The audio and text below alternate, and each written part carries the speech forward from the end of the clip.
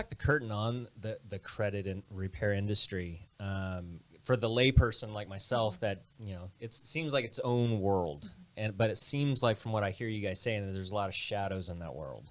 And so, like, what does a unethical company look like, and what is it that they're doing to the end consumer? What's going on there? We both look at each other. Well, how far do you want the curtain? Oh. Let's go down the rabbit hole. Okay. Well, I'll just give a couple examples, and of course you'll have some too. So, I mean, at the end of the day, a lot of them are MLMs, right? They're all about helping a business in a box, you know, grow somebody that has absolutely no knowledge of anything become a millionaire tomorrow morning by just starting this business and push this button and all the things, right? So no education necessarily required. In most cases, they haven't even researched what it looks like to operate legally and ethically and what the guidelines of each state requires. So in our case in California, it's you got to be registered with the Department of Justice and vetted and all that. So they'll, you know, use Venmo as their processing for credit cards, and they'll promise illegal result, you know, illegally guarantee, you know, bizarre situations that have no chance of happening and things like that. Yes, two things really that really stand out is, one is there's a lot of them that truly are very, very inexperienced, and they've learned a few catchphrases that they can use to make themselves appear to be experts, you know, or credit repair gurus and things like that. And to an unsuspecting consumer who, number one, is in a very difficult situation because of bad choices and things that have happened in their life. And now they're wanting to better themselves. They're wanting to try to buy a house, or, you know, get a better job, or buy a better vehicle, or whatever. And they have no clue how credit works or how to help themselves. And so they turn to someone for help.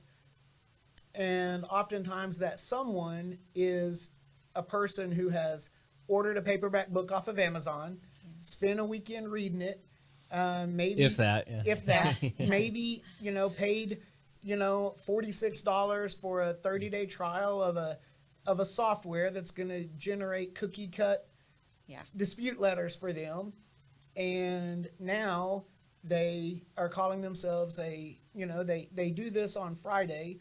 On Monday morning, they wake up and they're out on the streets and they're on social media and they're calling themselves a credit repair expert and looking for suspecting clients that they can sign up and take their money. And credit repair is not, you know, it's not like they're taking their money at $20 at a time. You know, it's more like $100 at a time, you know, something like that. And that adds up quick, and that's significant, you know, especially if it's a single mom, you know, working to better her life and better the life of her children, things like that. And they have, you know, someone that has no clue what they're doing, calling themselves a credit repair expert. And tell us how you really feel, Kyle. and the biggest reason that is happening, honestly, is because there is no accountability within the industry. The other players tend to turn a blind eye to this and allow it to continue instead of saying, hey, wait a minute, you know, what you're doing is wrong, get out of our industry. You know, we're gonna, you know, exile you and you're not wanted because what you're doing is wrong.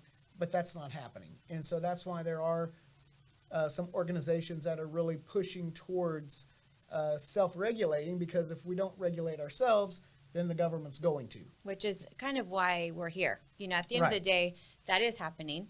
The government is 100% going, okay, we're done. We're done with the bad actors in our industry, and it's time to clean house. And I think that what's kind of fun about that is, for those of us who've operated in that world that way this entire time, it's like, finally we get to see them clean house. Yeah. Those of us who've, you know, steadily grown responsibly every year are going to now see that, oh, maybe we will triple, you know, the ability to provide our service, because there's hopefully going to be less people doing it the wrong way. That's my hope, at least.